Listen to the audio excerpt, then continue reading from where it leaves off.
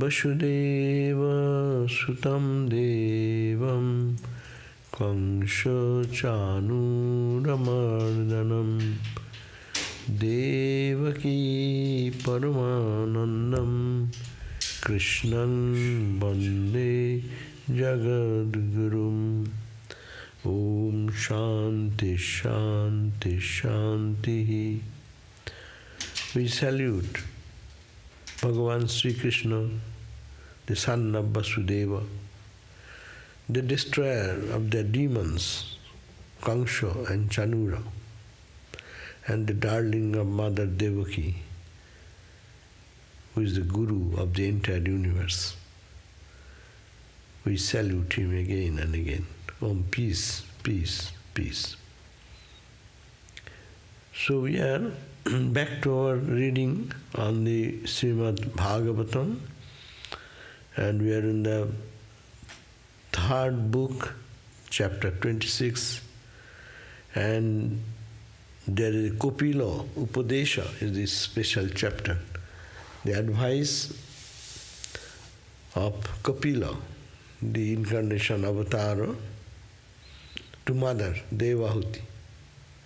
So we read up to verse number 14. Just to connect, it says that Kapila was describing that the Purusha and Prakriti. Kapila is the propounder of the philosophy of Sankhya philosophy. And Sankhya philosophy is the foundation of the Vedanta. And that is the 24 cosmic principle. Purusha is the conscious entity, is the eternal entity, unchanging entity. It is the illuminator of everything. And Prakriti is the jada, the matter. Matter has no power of its own. But matter appears to be active in the presence of Purusha. This whole universe is matter. Jada means matter. As like a table, piece of wood. It's all insentient. Jada means insentient. But how it looks like this? Everything is so active and vibrant. Trees, plants, human being, everything is active. What is the force behind it? It's a consciousness makes it alive. Like the oven, heat of the oven makes the rice and potato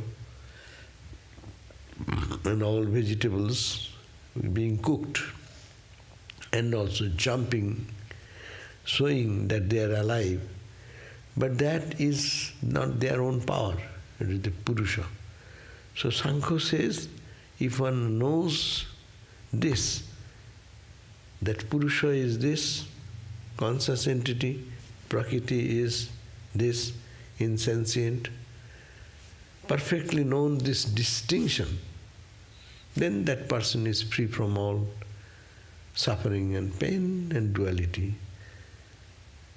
This mixing has made us go through this experience of life, and when it is separated, Purusha, then the consciousness is the only reality. If consciousness, I know that consciousness, I am the consciousness, and separate from all these elements, gunas, or 24 principles, then we are free. We are falsely identifying, seeing the jumping of the mind, jumping of the senses, jumping of the hand, feet, and all these things. We see, seemingly, we think they are all reality, all are functioning by their own strength.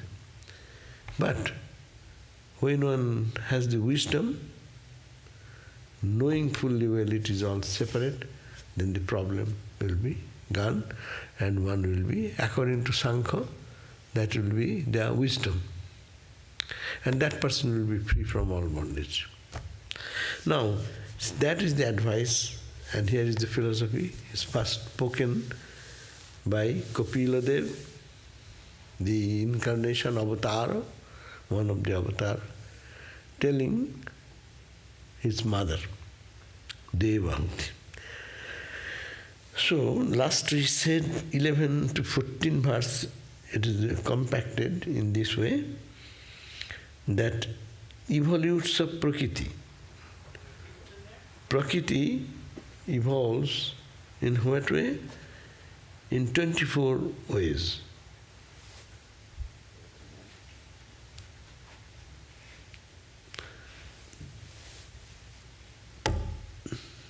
Keep the shoes not there.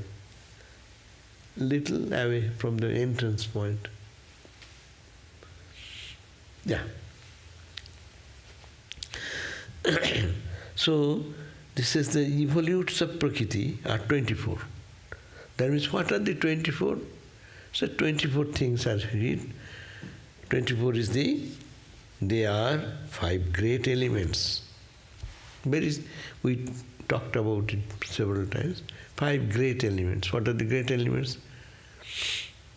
Shiti, Op, Tej, Marut, Bam. So earth element, water element, fire element, air element, and space or akasha element. This grows, in which we are seeing, no? There is the air element, fire element, the heat in the body, or in the sun, in the moon, where we find the element of fire. Space, of course, we are walking in the space, akasha. And the earth element, our body is made of earth element. Whatever food we take grows in the earth, and the rice, potato, this, that, whatever we eat, this is the earth element. Water element, of course, without water, this gross water, no one can survive. So these are the 5 gross elements. Then he says, there are 5 tanmatras, means subtle elements. What are the subtle elements? They're the same 5, not this gross, but subtle. Subtle means when you go to dream, there are also these 5 elements are there. There is air, we breathe. Our dream body breathes air. No? Dream body eats something. The earth element, fire element. Dream body moves around a space that is called mental space. No? Manoakasa. And there are also water. Not this water, but the subtle water, essence of this water. And water, air of course. The breathing. Fire is also there. So these are the 5 gross elements, 5 subtle elements, 5, 5, 10. And 5 tanmatras, subtle elements, they are the objects of the smell, taste, touch, color, etc., which are so-called because they form the subtle condition from which the gross elements have come. From the subtle things, this gross has come. There are 10 organs. 10 organs. What are the 10 organs you know? Chakshu, Karna, Nasika, Jihva, Tok. The organs of action and organs of knowledge. Eyes, etc., are the organs of knowledge through which gain knowledge. And hand, feet, etc., through which we do our movement and other karma, work. So, there are 10 organs consisting of 5 organs of knowledge. They are called ear, skin, eye, tongue and nose. As well as 5 organs of action called the speech. Bak, Panipada, Payu, Pasta. So, the speech, the hands, the feet, the organs of generation and of excretion. So, then these are the 20. So, 25 gross elements, 5 dream elements, 5 actions, organ of action, 5 organs of perception, 5 times 4, 20. And 4. What are the 4? 4 are called, there are 4 psychological categories. All 4 are in the mind. That is, one is called mind, manas. That is the function of the thought, buddhi, understanding the functions of the determination, etc. Ahankara, the ego sense with the function, and chitta, the mind which remembers past stories. But it is only, you can say, one. All mind functioning in 4 positions. Mind, intellect, ego, and the remembering faculty. So 20 plus 4, this is 24. Now, today's reading, 15th verse. The evolutes of Prakriti, constituted of gunas, have thus been described by me as 24. Kapila says, I have described it before. I have propounded this theory. So I have described this before, that these gunas have 24 gunas or qualities, are the foundation of this creation. Besides the 24 categories, there is time as the 25th. Some people say 25th factor is when it happens, all these things, in time it happens. In time when these elements come in touch with consciousness, Purusha, then the manifested universe functions. Otherwise, left to itself, if you put the potato in one place, rice in another place, your all vegetables in one place, cooking items, everything, oil, spices, etc., and keep the fire in another place, nothing cooking will do. But when the cooking will start, when they come in proximity, then there is a time factor. So that is the 25th factor, is the time. Of course, it says 16 verse says, some, however, are of the opinion that time is not included in Prakriti, but rather is a power of Purusha, which incites the fear of death in embodied beings who have wrongly become identified with the evolutes of the Prakriti and absorbed in the ego sense, which is one of these evolutes. So some people say that 25th is included as death. Why? Because death of this dualistic existence. When you separate out, you will focus on the consciousness only. Consciousness is the factor which makes this whole world function. So, which is one of the evil. For the time sense of every embodied being is like a line with 2 ends marked by birth and death. Time means we are born in one time, this physical body ends in another time. So it is marked by 2. And all the events crowding it form a continuous flow. In our life, time means it's a continuous going on. And what is that? It is a continuous flow of our all actions, thoughts, our life, our suffering, our pleasure, our pain. Time is that. As clicking of the time going on. No. See, our life is moving on. And what is our life? It is taking this touch of joy or suffering or pain or pleasure. All these things are happening in time. It is the power of Purusha. Some say, it is the Kapila's opinion, that this time factor, some say, is the 25th factor is the time, but time is not to be considered separate because it is inherent in Purusha.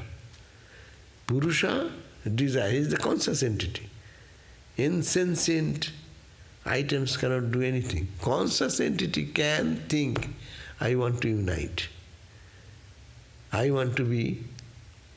And when they unite, then creation starts, birth starts, grows on every day, and time comes, death comes.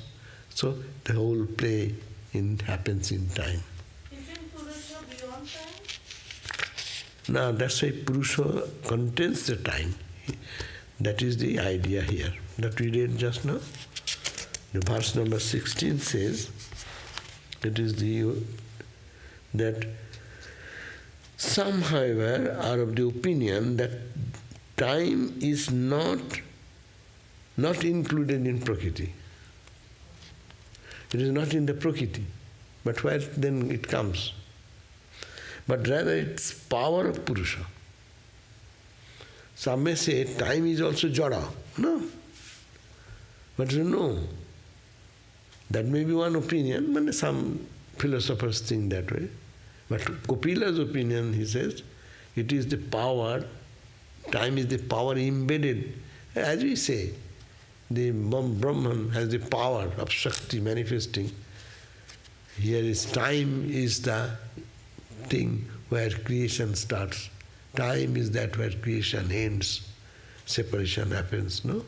So this is but rather it is the power of Purusha, which incites the fear of death. At a time, incites fear in death. To whom? To the embodied beings, the created beings, which have wrongly become identified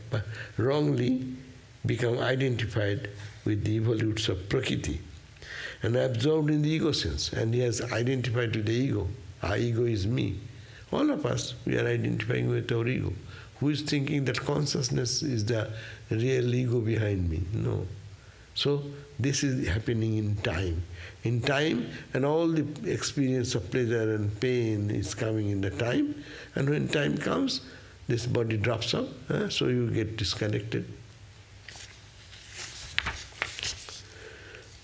Time is all 17%. Time is also described as the Bhagavan himself, as his role of starting the initial movement in Prakriti, by virtue of which the equilibrium of the three gunas, Prakriti, disposition of Sattva, Rajas and Tamas, is disturbed.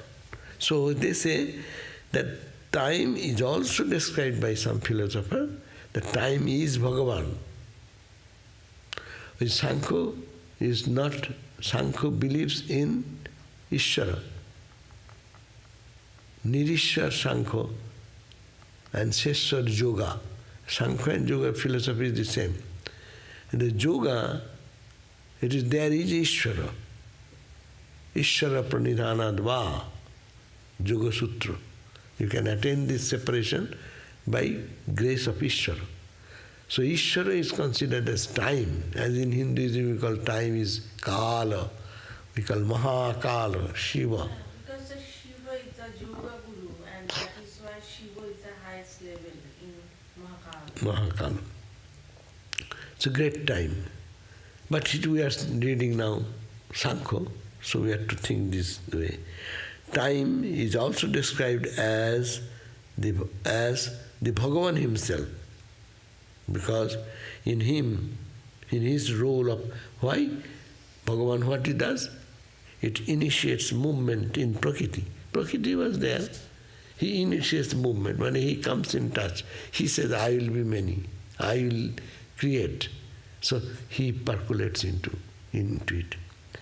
By virtue of his equilibrium, normally it states in three gunas in equilibrium. Sattva, Rajas and Tamas. Three gunas are equilibrium. When it is in equilibrium, there is no creation. And disbalance comes, some desire comes, and the disbalance starts creation, of varieties of creation. By virtue of which the equilibrium of the three gunas of Prakriti, that is disturbed. The time enters into it. In time, three gunas means that three forces, you can imagine, no? So if suppose there is a ball and we tie that with the three ropes and with equal amount of force, with 120 degrees angle, if we pull, the ball will go which direction? Nowhere. Now, this balance is to come, that's why it will move. So three gunas sometimes remain in balance.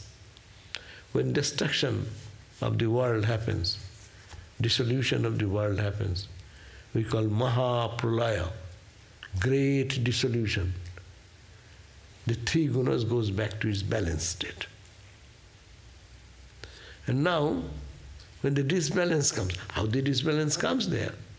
Time enters. Time is what? The power of the Purusha.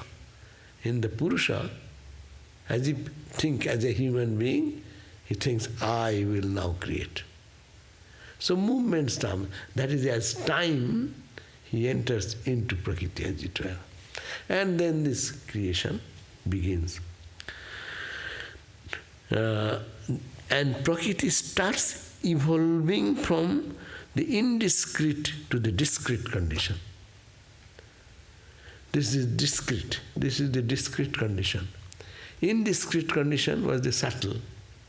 From the subtle, he was the consciousness, much subtle, then enters into the elements and then manifests as first as grow subtle and then as gross.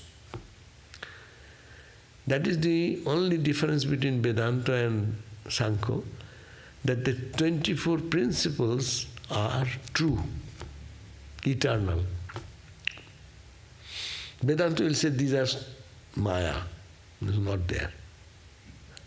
But it will say, yes, it is true, it is there. And permanently there. Sankhya says permanently there. Why? These elements are needed. To manifest the world, the materials are needed. Consciousness alone, the oven, only the oven is burning. That does not create anything, any cooking material is not possible. Unless the cooking material are there, how the food will be there? So that's why these two items are real, but the consciousness, Purusha, is conscious entity, and in it has time, and in time the desire comes, it wishes and enters into the Prakriti, as if it is entering into the Prakriti, and all the transformation is happening in the Prakriti, in time, and in time it dies, it is withdrawn. So, in Mahapralaya, are the elements still there in Prakriti, or does it all go? In Vedanta, this is all gone. So like ignorance is there, we see that. But we are reading Sankhya. They say no, that will remain. It is withdrawn, but the materials will remain. That's why two realities in Sankhya. Purusha is also permanent, and Prakriti is also permanent. The creation starts when they come in proximity, and that is in time. When it will happen? After millions of years it will happen. Or how long it will continue? Millions of years it will continue. Again it will be separated maybe. Again it will continue. So this creation continues. Both items are real. But Vedanta will say only one is real. Purusha is the only reality. And this unchanging absolute reality. And what you see is apparent. It is unreal. It is changing. It is happening. Nothing is there, but you are seeing. So that is the Vedanta. The Supreme 18th verse. The Supreme Being, by virtue of His divine power, pervades everything internally as the indwelling spirit and externally as time. This is the idea of Kapila in the Sankhya philosophy, that being, the Supreme Being. What is the Supreme Being? The Purusha. Let me see what their Sanskrit says. antaha purusharupeno kalarupeno yo bahi samanneti esha sattanang bhagavan atmamaya. This Bhagavan means here Ishvara. Ishvara, Supreme Being, by his own divine power, Atmamaya, his own power. Ishvara decides I will be many, but he is the Purusha, consciousness. Consciousness added with the help of, by virtue of his divine power, pervades everything internally. It penetrates into every pore of this creation, an indwelling spirit, as an indwelling spirit. Purusha is there behind. Suppose when we cook, just imagine the heat percolates into the water, first to the pan, then it goes to the water, then water heats the items you have given, potato, rice, dal, whatever is there, or oil, whatever is everything, the heat is percolating in everything. And heat is percolating and going on all the jumping actions, good and bad, whatever is going on. And when we think when it is cooked, cooking is done, you put this Purusha off. But as the Purusha made off, the burner is off, then what happens? After a short time, the heat which was percolated in every pore of the body, it is withdrawn. So they become dead again. So everything becomes conscious. It is the question, how this world we see it is so conscious. How my hand, feet, mouth is working. It is because Purusha, the consciousness, has come into Prakriti, the 24th principle. Time, the power of Purusha, thinks that now to create, enters into it, and it is permeated by everything. Anyhow, so this is the explanation of Mahat Tattva. Now not Mahat Tattva, but of the principle, 24 principles. Now 19th verse talk about Mahat Tattva or Hiranyagarbha. Now we are getting technical, very technical. 19. Impelled by the potential karma, moral efficiencies of past action of the jivas, Prakriti, which is like a fertile womb with regard to the Supreme Being, was brought into activity, impregnated by the will of the Supreme Being, the Ishvara, Ichcha, by the will of Ichcha or the Ishvara, Prakriti brought forth her first evolute. Prakriti was remaining in the isolated condition when Purusha, by the wish of Ishvara, came enter into the material objects. Prakriti brought forth her first evolute, first product came. What is the product? That is called Mahat Tattva. Mahat Tattva, all comprehensive entity of the golden hue. That means first creation is coming. It is called Hiranyagarbha. It is golden hue means golden color. See, the heat, when heat comes, it is golden color. So the creation started with the golden hue coming from Purusha, entering into Prakriti, the first expression. It is also known as Hiranyagarbha, the golden cosmic shell, having within it the whole creation in a seminal condition. In Hiranyagarbha, means the Garbha means the womb, Hiranya means the gold, golden womb in which the whole creation was embedded, and from there it manifests. Ready to bring into manifestation the worlds latent in himself, he, the first school of creation, whose wisdom is ever steady and bright, absorbed by his brilliance all the darkness enveloping him.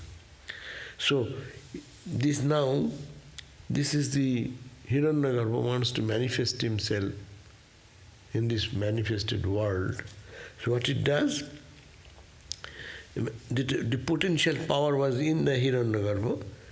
The first school of creation, first short shoot of creation, whose wisdom is ever steady and bright, absorbed by his brilliance, all the darkness, ignorance is absorbed by it, enveloping him.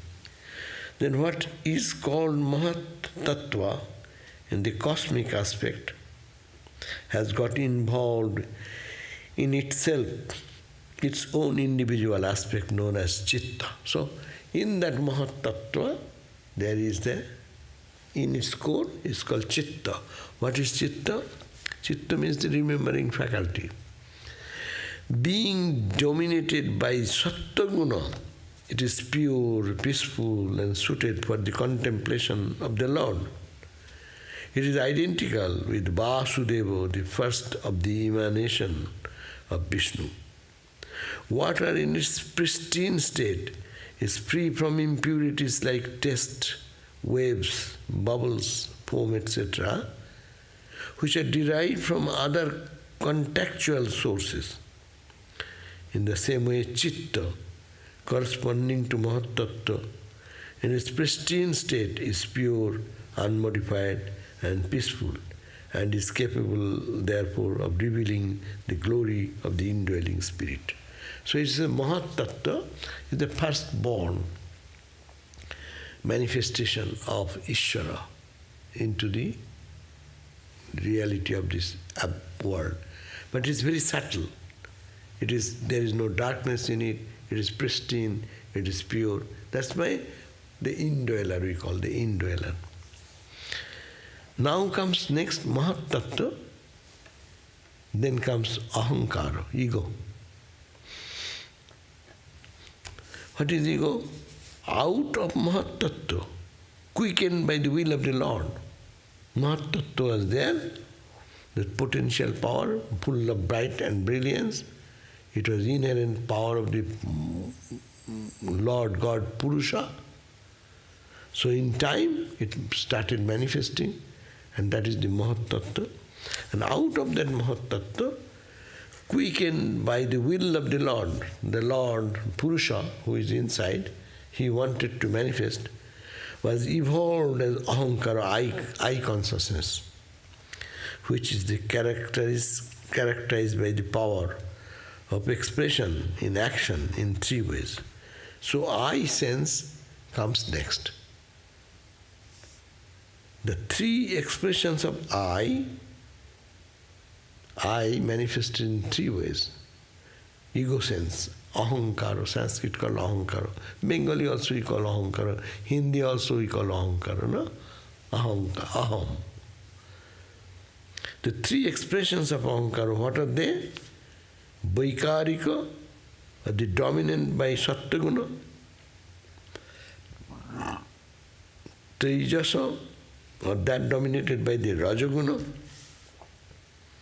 And Tamasa, or the dominated by the Tamoguna.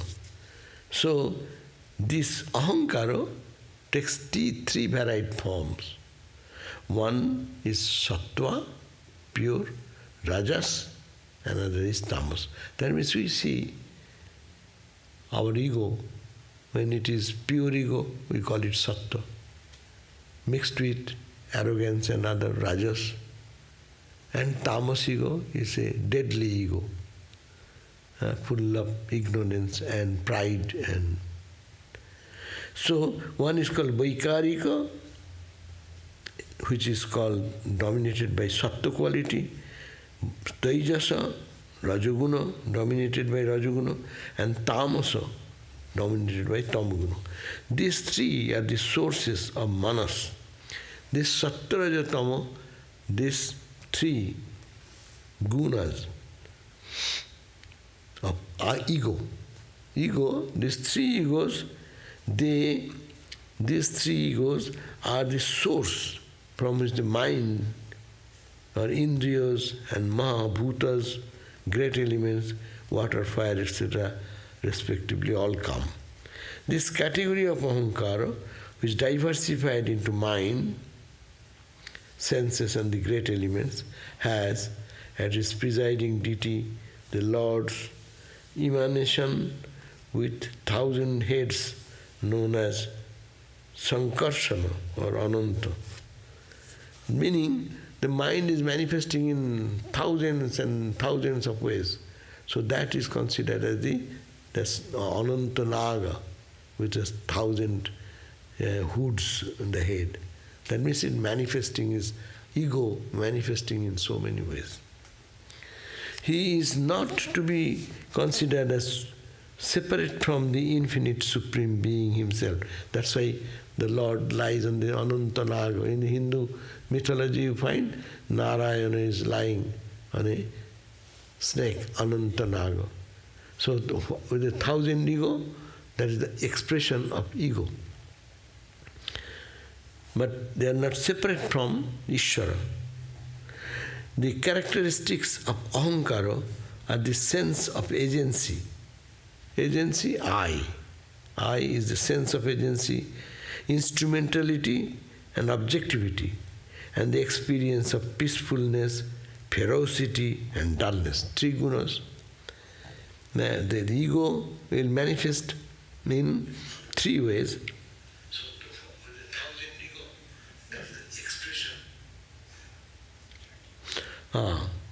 Instrumentality and objectivity, and the experience of peacefulness, ferocity and dullness. 3 ways. Peacefulness is sattva quality, ferocity is rajas quality, and dullness will be the tamas. It can be further explained thus. The jiva experiences the sense of being an agent because of the sattvika aspect of ahankara. It feels identified with the instruments of knowledge, the senses, because of the rajas aspect of ahankara. And it considers itself as body due to tamas aspect of it. The jiva derives peace from sattva, agitated state from the rajas, and the dullness and stupor from the tamas. So the 3 gunas manifest in different ways, and individual people like us, we feel identification with our mind, as you will say. Ahankaro, it is considered itself a body due to the tamas aspect of it. The jivas, we are, derives peace from the sattva. Sattvika quality will always give us peace. Rajas quality always create agitation in the mind, and dullness and stupor that will come when we are tamas quality. So this is called the ahankara. Now the evolutes of ahankara. Ahankara again further manifesting. What are they? 27 verse. As an evolute of sattva aspect of ahankara. Now sattva, ahankara is manifesting 3 ways. Sattva, rajas, tamas. Now the sattva quality of the ahankara is manifesting something. The category of mind comes into being. So out of the mind's function called sankalpa, vikalpa. So what happens? Evolute of the sattvika quality of ahankara, ego, its sattvika quality manifests as, it is called the manas, mind. Being out of the mind's function called sankalpa, desire comes, I will do this, I will not do this. It comes after I. We do not, I first, I say, I will do this. I will not. So, I is manifesting as sankalpa, desire. Sankalpa, imaginative identification with the body. And vikalpa, obsession with objects, desire is born. So, mind, then ego manifests in 2 ways. One is called the sankalpa, That means identifying with the body. I will do this, I will eat, I will walk. So all this I is mind. Through the mind, it is manifesting this desire. And another way it is manifesting is vikalpa, or the objects. I with the body eat. I with my leg walk. So this I added with mind, manifest evolutives mind. Mind is acting two ways. Sankalpa and vikalpa. Sankalpa, I will do this, I will want this, I will go this. And vikalpa is the born or the obsessed with the objects. I want to get this. I am a physical body, one thing, sankalpa. And vikalpa is, I want to get the objects. The category of manas, mind, is presided over by the emanation of the Lord, known as Aniruddha. They have termed one deity for that. Because behind everything in Hindu ideal there is some gods and goddesses, means the divine power. And he is called Aniruddha. Government's power, no? In different departments you go, there are different positions. And they have the tremendous power, no? Finance department, education department, then say military department, they have their all power of government. But these powers are a power of God only, the power of government only. Similarly, this is power, and his name is the military general. He is called the Aniruddha. Yogis worship him in devout meditation as the deep blue complexion. Like looking at Aniruddha, how to meditate. So ordinary sadhakas do meditate on Aniruddha, worship him in devout meditation as of deep blue complexion, like an autumnal blue lotus, and as controlling the senses. Aniruddha, they worship, thinking that all our sense organs are controlled by one God whose name is Aniruddha. And they worship the God in that particular form to make a control over, to bring control over their senses. From the Rajas aspect of Ahankara is evolved buddhi, through which functioning thought is enabled to the different modes and the sense to function effectively. The several characteristics of buddhi as expressed through its several modes. A light to jor kore dao. Buddhi, as expressed through its several modes of functioning, are the following to light. Light, why are you going outside? Light take jor kore dao.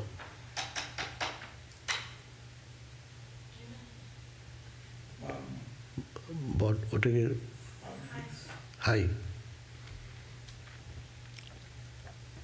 The several characteristics of buddhi, as expressed through its several modes of functioning, are the following: to feel doubt about the attributes and nature of things, to have mistaken knowledge of a thing, to have settled and correct understanding of a thing, to have memory of expression already had, and to be an inoperative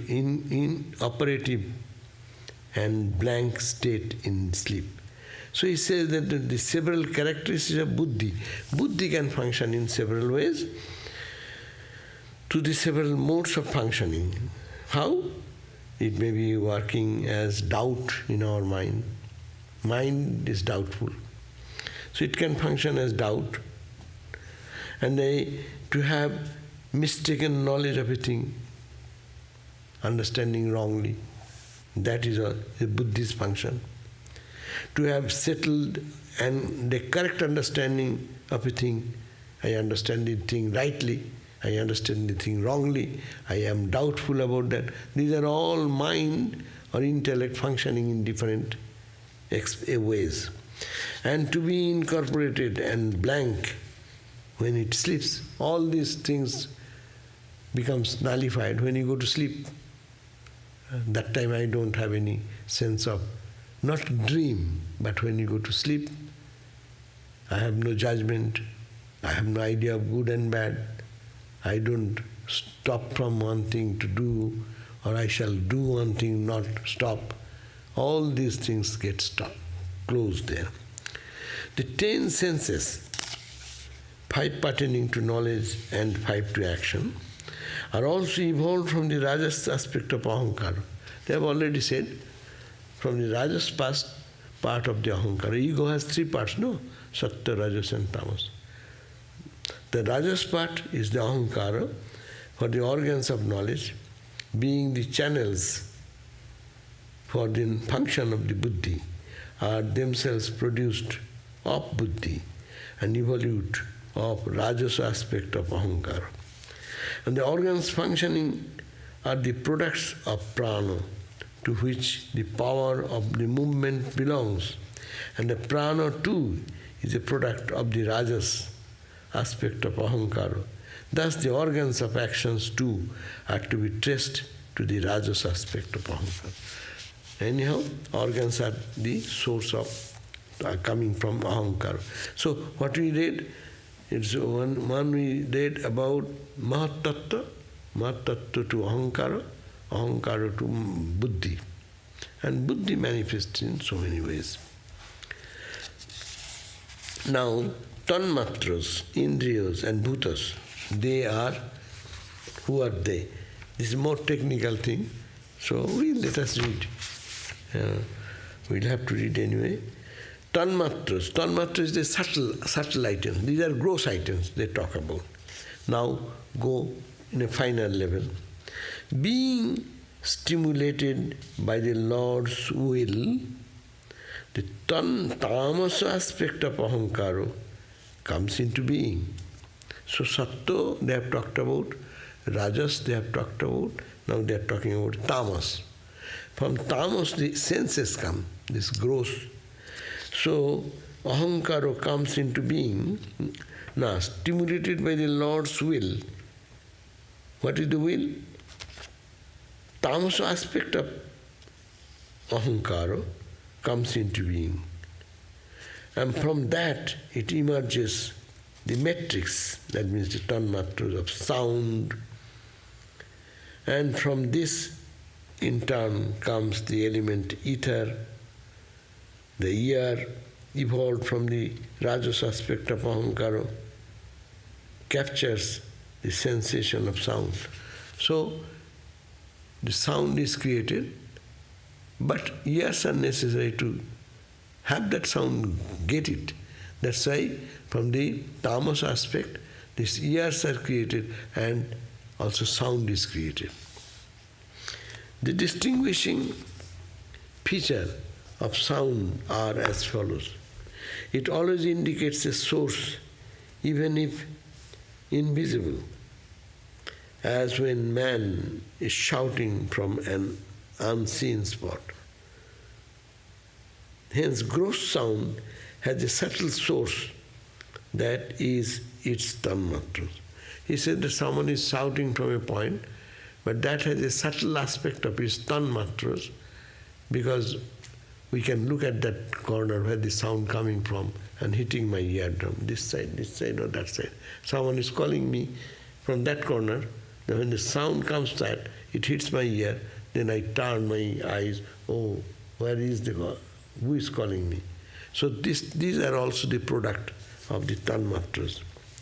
Hence, gross sound has a subtle source, and that is called the tanmatras. Next, sound conveys meaning. Not only sound. Sound, whenever any sound, it conveys some meaning. It conveys some meaning.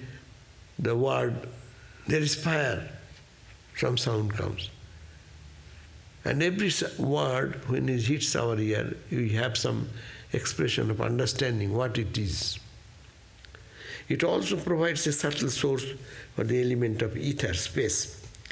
The signs indicating the various manifestations of ether are evident in the possibility of divisiveness for objects, enabling each object to exist with interspace, separating it from the other, in the experience of within and without, inference, in reference to objects, and in accommodation of distinct entities of like prana, indriyas, and mind in living beings.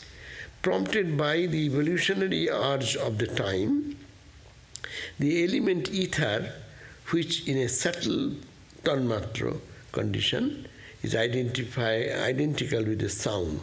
They are all getting into this, how this sound, our Upanishad says, akasat, vayu, agni, rapo, that type, it is coming from space. And from space coming the sound. Sound is creating the corresponding receiving element is the ear. That all these connections are coming from the same Purusha manifesting through Ahankara.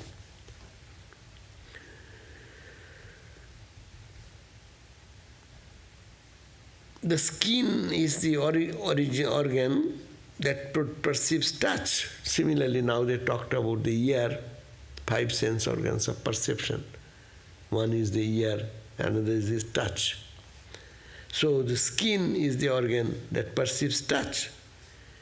It is the nature of tanmatras of touch. Touch has a subtle aspect of it, that is called tanmatra, to produce such sensation as softness, hardness, cold, heat, etc.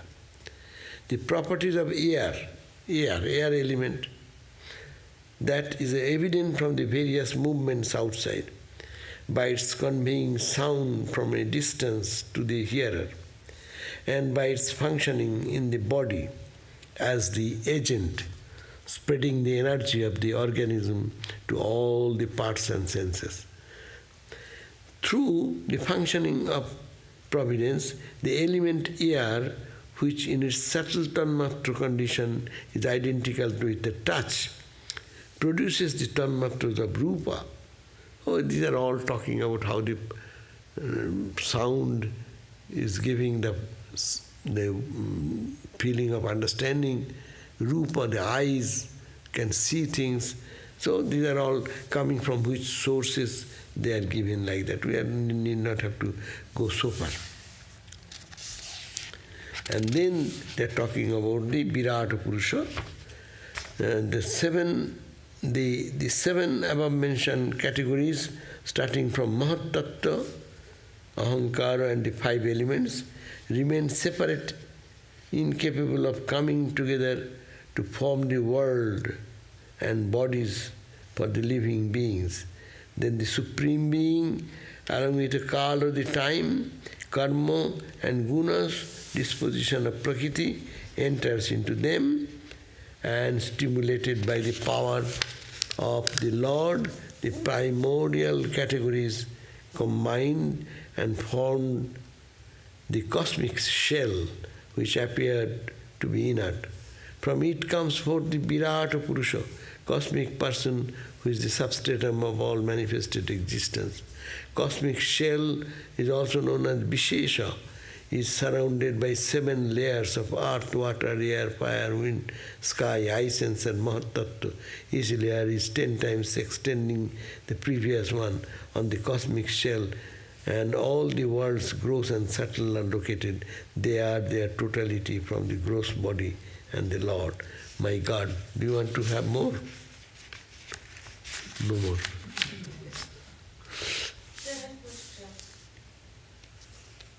The question will be much difficult also. Yeah.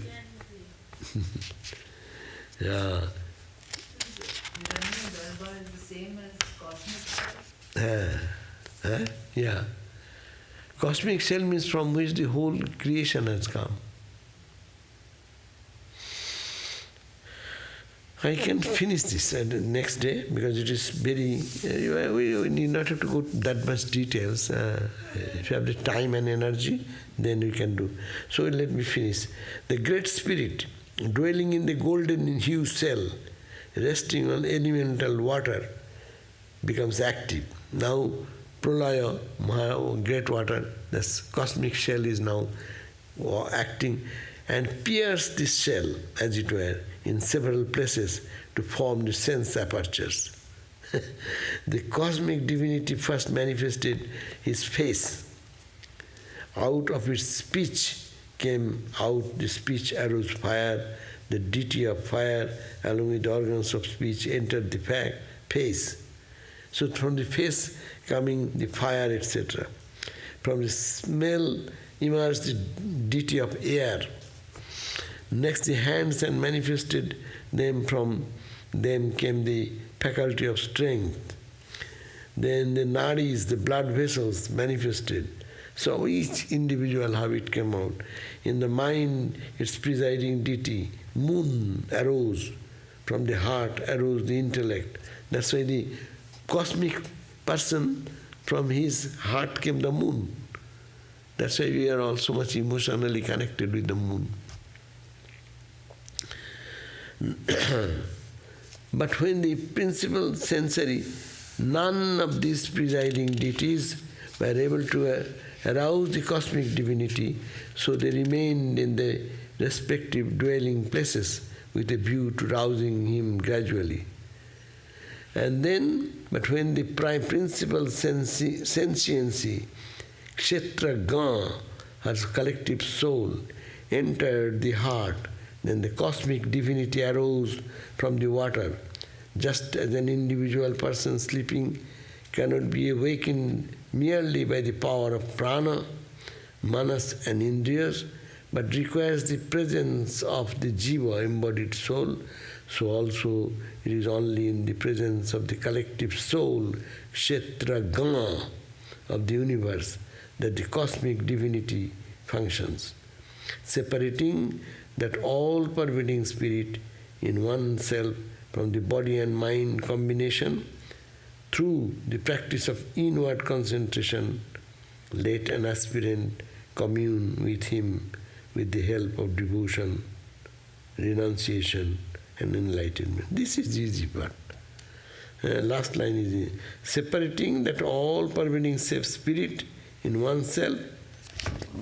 In me there is a all-pervading spiritual pervading spirit, and let an aspirant commune with him with the help of devotion, renunciation and enlightenment, enlightened understanding.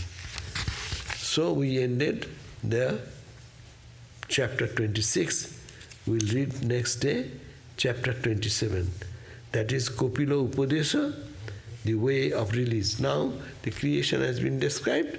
Next day we'll read how we can get out of this. That is more realistic for us. Om Shanti, Shanti, Shanti, Harihi Om, Tat Sat, Sri Ram Krishna Arpanamastu. So we'll meet again at 7:30 p.m. for our Shanti Gita class. By that time we have 2 questions probably. I have heard that by worshipping Shankarsana one can be freed from false ego and be centered in Sattva Guna. Worship Aniruddha to be freed from mental disturbance. How does one worship these deities? You know, these are old ideas of God worshipping in so many ways. I also do not know all these divine entities.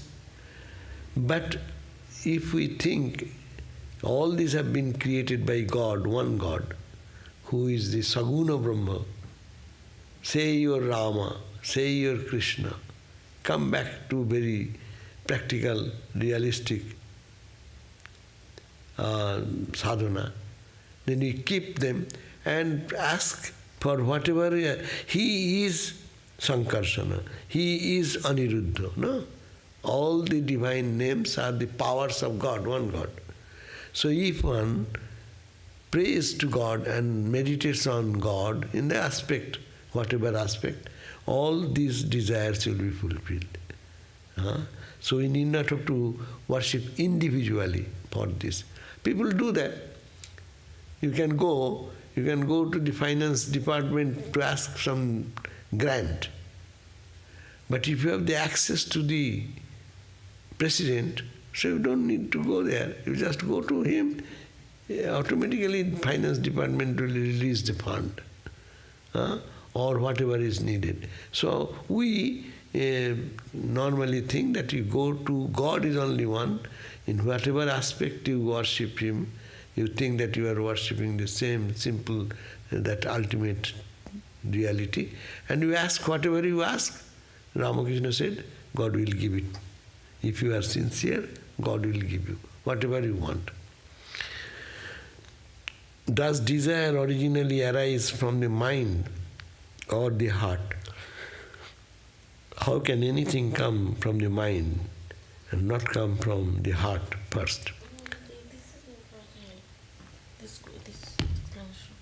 The heart does not have components that manifest as thinking, but it does so strong changes to emotions, but it cannot itself feel. So this is the brain-mind. Anyhow, so who thinks and who feels? So I think question is that heart is heart, not the mind. Mind and heart. It says that the heart, your question is, does desire originally arise from the mind or the heart? If we say heart, you mean the physical heart. No, psychologically they are different. Hey. How can anything come from the mind and not come from the heart? So let us go to the psychological difference. Google is saying, what is the psychological difference? Psychological difference is mind and heart. The heart does not have components that manifests as thinking, but does show strong changes to emotions, but it cannot itself feel it. The brain-mind, which is called mind, normally, allows us to think, feel and act using many systems of neurons that work together. The brain-mind creates emotions and thoughts. So brain-mind or mind creates the thoughts. That is the point. Heart does not have any component that manifests as thinking, but it does show strong changes. When the mind thinks, it shows some changes in the heart. That's why, but mind is the origin, not the heart. That is the, Google is saying, psychological difference.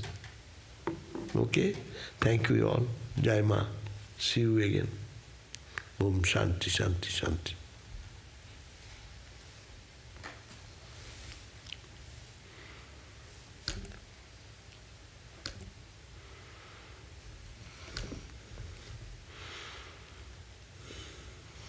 এখানে একটা question ছিল, যা